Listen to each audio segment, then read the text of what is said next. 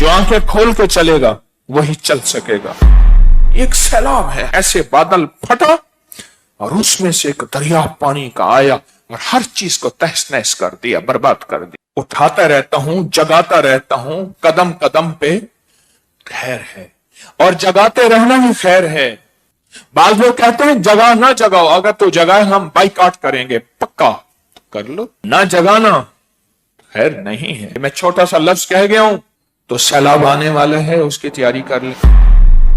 پوری دنیا میں جب بھی پانی کے عذاب آئے اور پانی کی طاقت آئی اور پانی کی قوت آئی، اس وقت بڑی بڑی ہستیوں نے کیا کیا، اور صرف چار لفظوں کا وظیفہ پڑھواؤں گا، صرف 4 لفظ ہیں مختصر سے، جو حدیث سے ثابت، جو قرآن سے ثابت ہیں۔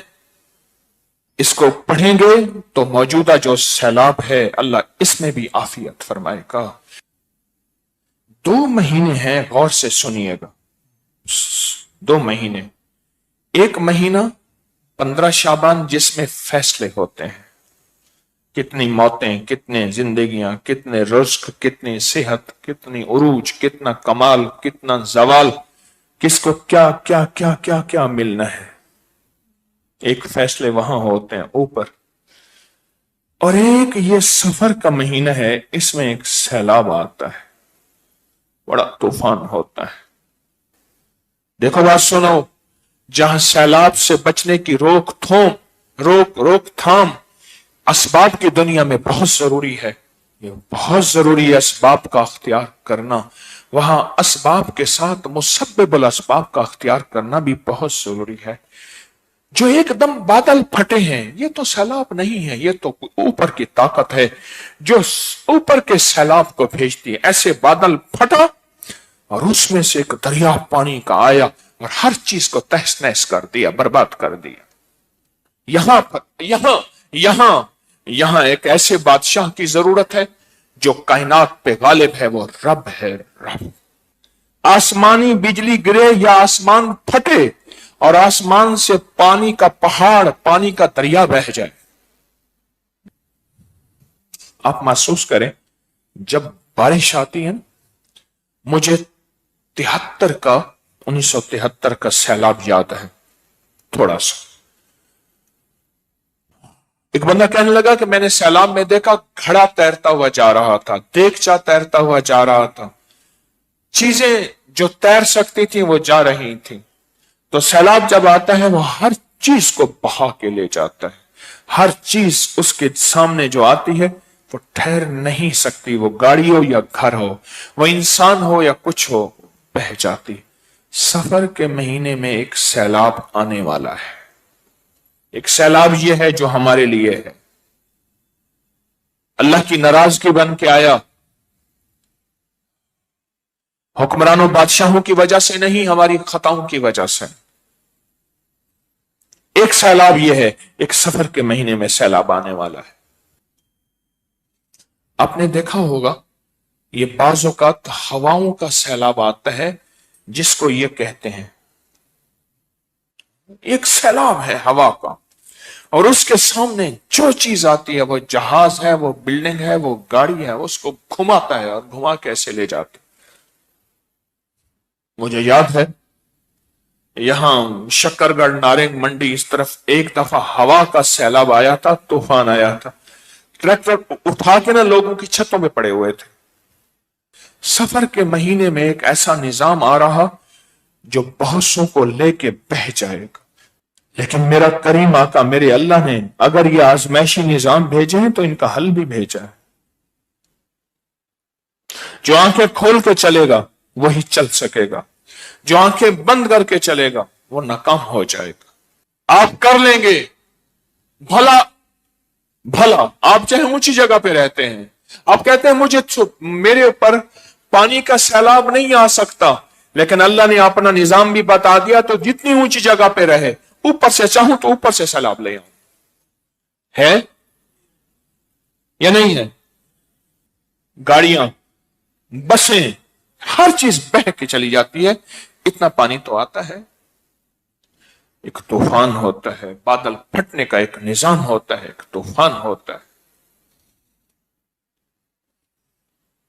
تو سمندر کے نیچے ایک جہان آباد ہے، ایک دنیا آباد ہے، ایک کائنات آباد ہے۔ آپ نے بچپن میں سنا کہ جبرائیل علیہ السلام کی یہ ذمہ داری، اسرافیل کی یہ ذمہ داری، اسرائیل کی یہ ذمہ داری، اور میکائیل کی کیا ذمہ داری ہے؟ پانی اور بارشوں میں۔ سنا؟ فرشتوں کی ذمہ داریاں ہوتی ہیں، اللہ نے ذمہ داریاں لگائی ہیں، جو پانی کے اوپر غالب ہیں، جو پانی کو سنبھالتے ہیں، پانی کی لگامیں اللہ نے ان کے ہاتھوں میں دی ہیں، وہ کھلا چھوڑ دیں یا باقی رکھیں، پانی ان کے ساتھ موجود ہے۔ میرے رب نے ان کی خدمتیں لگائی ہیں کہ تمہاری ذمہ داریاں پانی پہ ہیں۔ سیلاب جو آیا امر سے آیا، حکم سے آیا، اس کی چاہت سے آیا، اس کے وجود سے آیا، اس کی منشا سے آیا۔ ایک قطرہ تو اس کی منشا سے اوپر سے نہیں گرتا، اترتا، اور ہر قطرے کے ساتھ، یاد رکھیے گا، ہر قطرے کے ساتھ، ہر قطرے کے ساتھ ایک فرشتہ اترتا ہے، بارش کی ہر قطرے کے ساتھ، اور وہ رب کی منشا پوچھتا ہے، تباہی بن جاؤ، آبادی بن جاؤ، بربادی بن جاؤ، خوشحالی بن جاؤ، یا سب کچھ ختم کر کے تہس نہس کر دو۔ امر پوچھتا ہے، اور میرے رب کا امر غالب ہے، واللہ غالب علی امرہ، میرے رب کا امر ہمیشہ غالب رہے گا۔ جہاں ساری دنیا کی طاقتیں، ساری دنیا کی قوتیں اور ساری دنیا کی سائنس جہاں ختم ہو جائے گی، وہاں میرے رب کا امر رہا ہے، رہے گا ہمیشہ کی طرح۔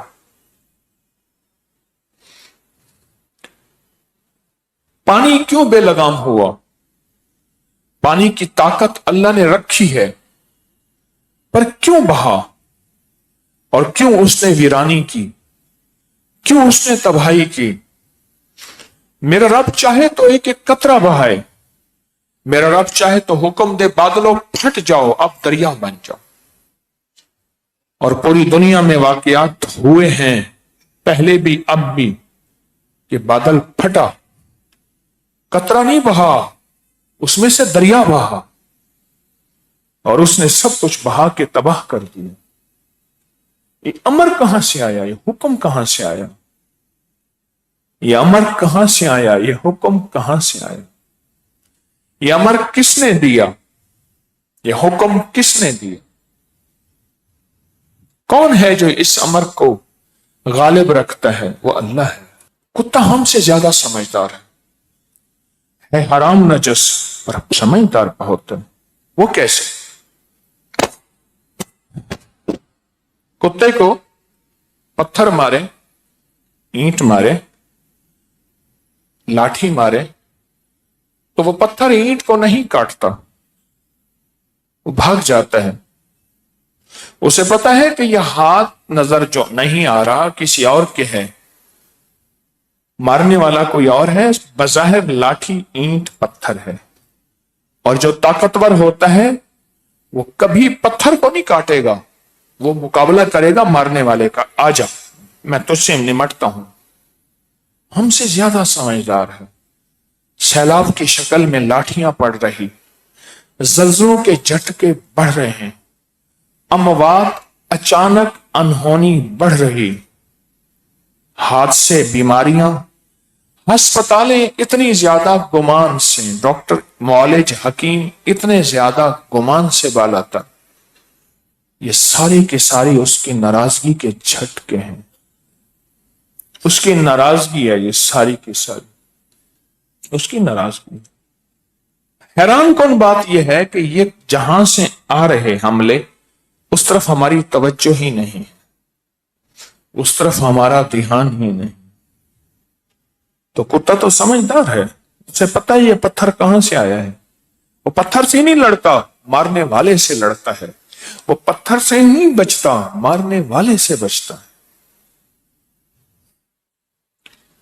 پانی کہاں سے آیا؟ سیلاب بن کے، طوفان بن کے، زندگیاں لے گیا، گھر لے گیا، مال لے گیا، اسباب لے گیا، سب کچھ بہا کے لے گیا۔ آج تک لاشیں نہیں ملی، کتنی بے شمار ہیں، میتیں نہیں ملی، سب کچھ لے گیا پانی۔ پر کیسے؟ کیا میرے رب نے اس کو ایسے کھلا چھوڑ دیا؟ میرا اللہ بے بس ہے اس پانی کے سامنے، یا پانی بے بس ہے میری اللہ کے سامنے؟ آپ سب کہتے ہیں پانی بے بس ہے میرے رب کے سامنے۔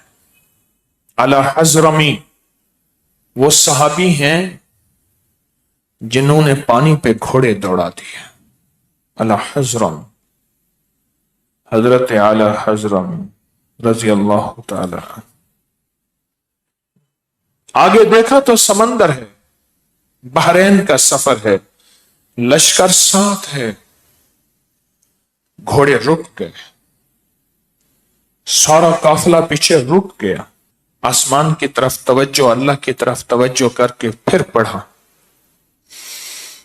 کیا؟ یا حلیم، یا علیم، یا علی، یا عظیم۔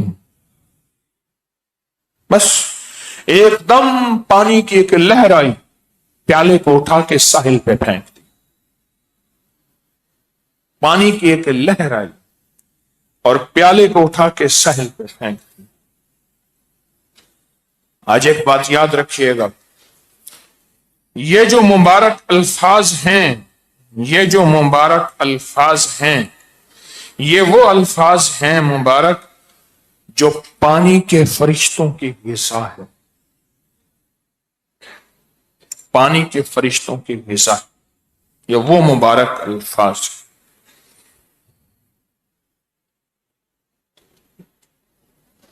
یا ایک اور الفاظ ہے، ایک روایت میں ہے، یا حلیم و یا کریم و یا علی و یا عظیم۔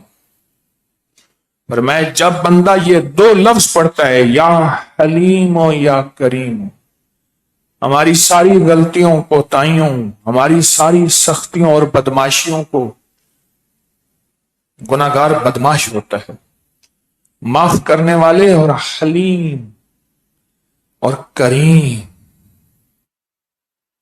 پوچھا کریم کسے کہتے ہیں؟ کہا کہ مجرم پکڑا جائے اور پھر طاقت بھی ہو، قوت بھی ہو اس کو سزا دینے کی، پھر بھی فرمایا جائے جب معاف کیا، اچھا وہ جانے لگے خوش ہو کے، کہا بلاؤ اس کو، اور نے کہا پھر کوئی اور جرم آیا، کہا کتنے گناہ تھے اس کے؟ اس نے کہا جی 1,47,992، میں اندازے سے بتا رہا ہوں، میری عادت ہے، اتنے ہیں۔ اچھا چلو اس کو 1,47,992 نعمتیں دے دو، سختیوں کے بدلے نرمیاں دے دو، عطائیں دے دو، شفقتیں دے دو، شفائیں دے دو، کمال دے دو، مال دے دو، یہ دے دو، یہ دے دو، اور وہ ایسی شفتر، پریشان اور ایسے رہ گیا۔ اس کو کہتے ہیں کریم۔ پر لک رب کعبہ کی قسم ابھی بھی میں کریم کا ترجمہ نہیں کر سکا، نہ علم، نہ میرے پاس، نہ الفاظ۔ جب بندہ اللہ کو ان دو ناموں سے پکارتا ہے نا، یا حلیم و یا کریم، کن ناموں سے؟ ہاں، اس کا غصہ ٹھنڈا ہو جاتا ہے، اس کا غضب ختم ہو جاتا ہے، اس کی ناراضگی ختم ہو جاتی ہے، اس کی شفقت متوجہ ہو جاتی ہے، اس کی شفقت متوجہ ہو جاتی ہے۔ یا حلیم و یا کریم و یا علی و یا عظیم، اس کی عنایت بے کرم ہو جاتی ہے،